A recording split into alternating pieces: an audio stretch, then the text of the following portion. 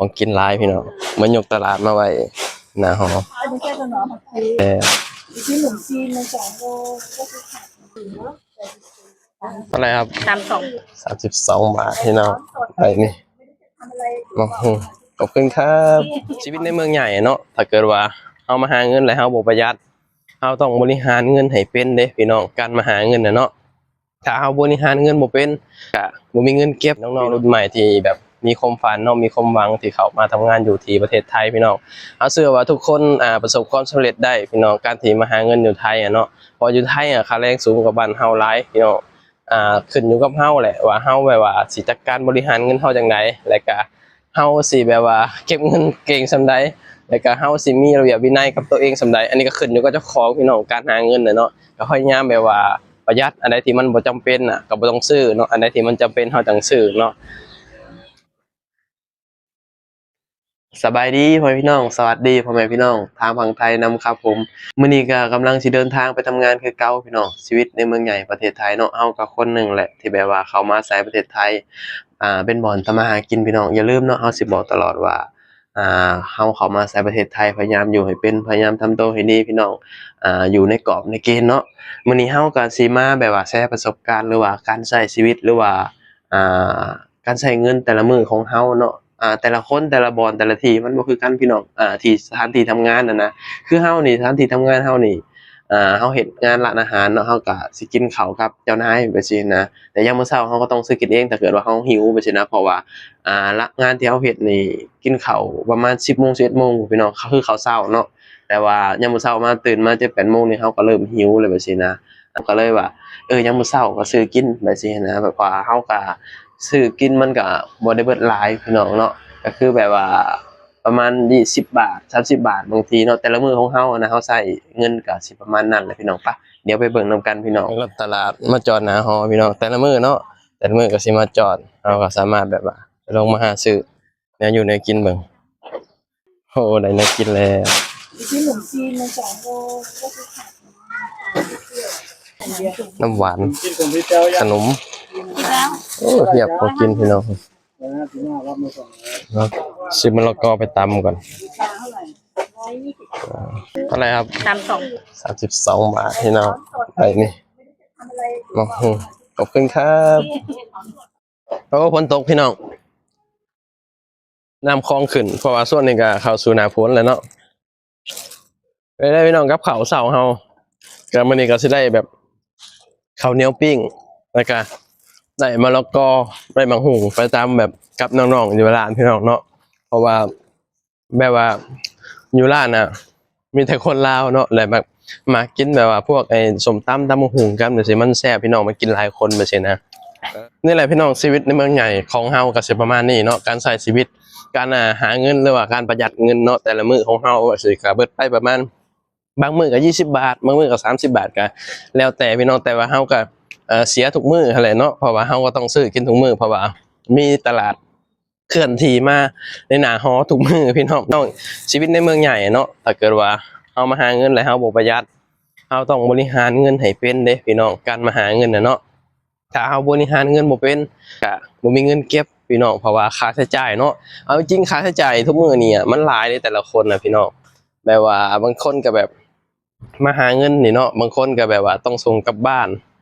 ต้องซื้อนั่นซื้อนี่ต้องแบบเฮ็ดหั้นเฮ็ดนี่เฮาว่าค่าใช้จ่ายแต่ละคนนี่หลายพี่น้องแล้วก็เฮาก็ต้องแบบว่าพยายามแบบมีระเบียบวินัยแล้วก็พยายามแบบว่าเอ่อประหยัดให้ได้หลายที่สุดแล้วก็บริหารเงินให้เป็น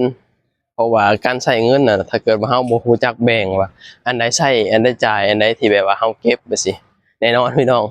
คำเฮาใช้มั่วนี่จังไดมันก็บ่มีเงินเก็บเนาะมันแบบมั่วตัวไปเบิดไปสินะเพราะฉะนั้นแล้วเฮาก็ต้องแยกว่าอันใดแบบว่าควรใช้อันใดที่แบบว่าควรจ่ายอันใดที่แบบว่าเฮาเก็บไปสินะเฮาก็คนหนึ่งเลยเนาะการมาใช้ชีวิตอยู่เมืองไทยถามว่าค่าใช้จ่ายเฮาหลายบ่ค่าใช้จ่ายเฮาหลายเด้พี่น้องเพราะว่าสิ้นเดือนมานี่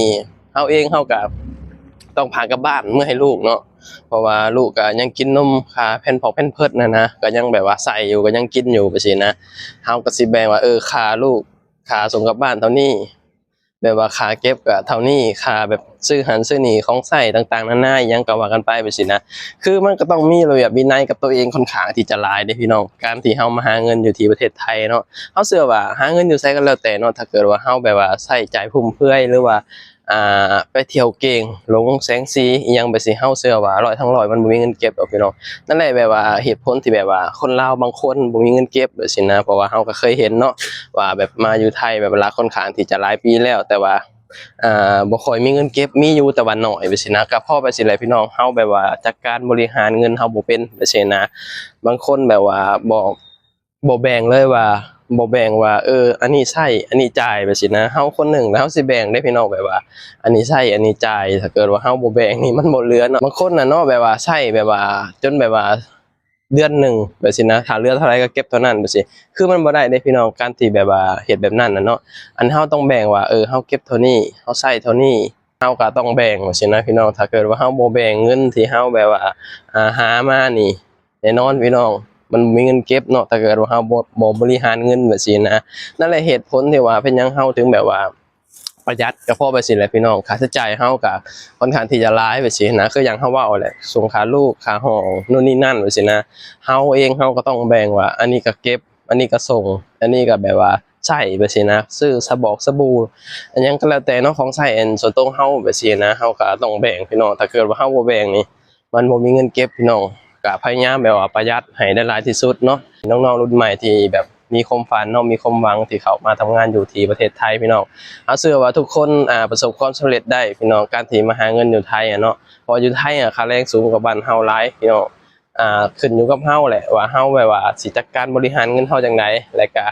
เฮาสิแบบว่าเก็บเงินเก่งส่ำใดแล้วก็เฮาสิมีระเบียบวินัยกับตัวเองส่ำใดอันนี้ก็ขึ้นอยู่กับเจ้าของพี่น้องการหาเงินน่ะเนาะก็พยายามแบบว่าประหยัดอันใดที่มันบ่จำเป็นน่ะก็บ่ต้องซื้อเนาะอันใดที่มันจำเป็นเฮาจั่งซื้อเนาะเพราะว่าการที่เฮาซื้อมั่วซั่วการที่เฮาใช้เงินฟุ่มเฟือยนี่แน่นอนพี่น้อ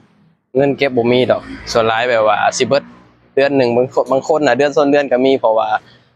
บางคนอาจจะบ่ได้คิดจุดๆนี้หั้นนะแบบการที่ประหยัดเงินอีหยังแบบซี้นะ การที่ประหยัดเงินก็เป็นสิ่งที่ดีพี่น้องเพราะว่าเงินทุกบาทนะเนาะมันมีค่าเด้พี่น้องยุคสมัยนี้เนาะยุคสมัยนี้เงินทุกบาทมีค่าเนาะบ่มีเงินมันก็อยู่บ่ได้ยุคสมัยนี้ก็พยายามแบบว่าเฮาคนหนึ่งเนาะพยายามแบบว่าตั้งใจเก็บเงินประหยัดเท่าที่ประหยัดได้พี่น้องเฮาสิบ่แบบไปเที่ยวนู่นนี่นั่นแบบสินะเพราะว่าการที่เฮาไปเที่ยวแบบอันเที่ยวนี้มันก็ใช้เงินพี่น้องเฮาก้าวออกจากห้องนี่มันใช้เงินทั้งนั้นพี่น้องเนาะพยายามแบบว่าประหยัดให้ได้หลายที่สุดนั่นแหละพี่น้องเพราะว่าเฮาคิดว่า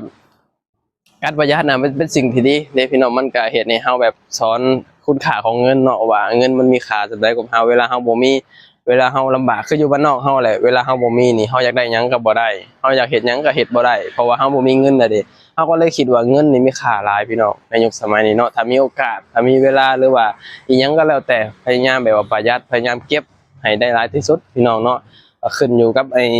บหน้าที่ภาระแต่ละคนพี่น้องบางคนเนาะก็อย่างเขาเว้าว่าบางคนก็ ภาระหน้าที่ทางบ้านก็หลายค่าใช้จ่ายคือช่วงนี้ก็เป็นฤดูฝนคือแบบสิแลนนี่แบบว่าเห็นไร่เห็นนาแล้วพี่น้องตามบ้านนอกเนาะเขาเองเขาก็ครอบครัวก็เห็นไร่เห็นนาแล้วก็ต้องพากเงินเมื่อแบบว่าช่วยเหลือครอบครัวมันอาจจะบ่หลายแต่ว่ามันก็แบ่งเบาครอบครัวได้แบบสินะเพราะว่าเขาเองเขาก็คืออย่างเขาเว้าว่า ค่าใช้จ่ายเฮาก็หลายเฮาก็ส่งให้ลูกให้หยังแบบซี้นะแบบอาจจะส่งแบบให้พ่อแม่แหน่แบบซี้นะเพราะว่าเฮามาหาเงินเนาะพ่อแม่ก็มีแหน่และแบบว่าหวังเฮาถึงแม้เฮาอาจจะบ่ได้อยู่กับพ่อแม่แล้วแบบซี้นะแบบหมายถึงแบบว่าออกครอบครัวแล้วออกเรือนออกชาติแล้วแต่ว่าพ่อแม่ก็ยังหวังที่จะแบบว่าได้แบบว่าใช้เงินกับเฮาแบบซี้นะการเฮามาหาเงินน่ะก็มีส่งพ่อแม่แหน่พี่น้องแล้วก็ส่งให้ลูกนั่นแหละค่าใช้จ่ายเฮาก็ค่อนข้างที่จะหลายพอสมควรพี่น้องเฮาถึงแบบว่าประหยัดเท่าที่เฮาประหยัดได้เนาะนั่นแหละพี่น้องก็เฮ็ดให้เฮาแบบว่าฮู้คุณค่าของเงินว่าเงินมันสำคัญเนาะเงินแบบว่ามันเฮ็ดให้ชีวิตคนในครอบครัวเฮานี่แบบว่าสุขสบายขึ้นมีอยู่มีกินแบบซี้นะเลี้ยงลูกเลี้ยงหยังแบบซี้นะเขาก็เลยแบบว่าต้องประหยัดพี่น้องก็ต้องฮู้คุณค่าของเงินเนาะว่าเงินทุกบาทมีค่าแรงพี่น้องประหยัดเอาพี่น้องมีโอกาสมาหาอยู่ไทยกันเนาะพยายามแบบว่าตั้งใจหาเงินตั้งใจเก็บเงินพี่น้อง มีน้อยก็เก็บน้อยเนาะมีหลายเฮาก็เก็บหลายเก็บไปเรื่อยๆเดี๋ยวมันก็หลายเองพี่น้องแต่ว่าเฮาอย่าหยุดเก็บเนาะถ้าเฮาหยุดเก็บมื้อใดก็คือมื้อนั้นแหละบ่มีเงินพี่น้องบัดปลายชีวิตเนาะมื้อหนึ่งเฮาก็ต้องกลับมาอยู่บ้านเฮาเด้พี่น้อง เฮาบ่ได้อยู่ไทยตลอดมื้อหนึงเฮาบ่เทื่อเป็นแฮงแล้วเฮาก็ต้องกลับถิ่นฐานบ้านเกิดเฮาแบบซี้นะก็พยายามแบบว่าเก็บเงินตอนมีโอกาสก็พยายามแบบว่าเก็บเงินให้ได้หลายที่สุดคือเฮาแหละเฮาก็คิดตลอดว่าตอนเฮามีโอกาสเฮายังมีเหือมีแฮงหาเฮาก็พยายามแบบว่าเก็บเงินแต่ถามว่ามันสิได้น้อยได้หลายอันนี้บ่ฮู้แต่ว่าเฮาพยายามที่จะบ่ใส่ฟุ่มเฟือยไปสิเนาะประมาณนั้นพี่น้องปะบ้านนี้เฮาก็สิเดินทางไปทำงานเลยพี่น้องเนาะก็ขอบคุณพี่น้องหลายเนาะที่เสียสละเวลาเขามาเบิ่งมาชมเนาะฝากพี่น้องเขามาให้กำลังใจเฮาหน่อยเด้อเอาไว้พบกันคลิปหน้าสิไปทำงานแล้วบัดนี้เอาไว้พบกันคลิปหน้าพี่น้องสบายดีสวัสดีครับผม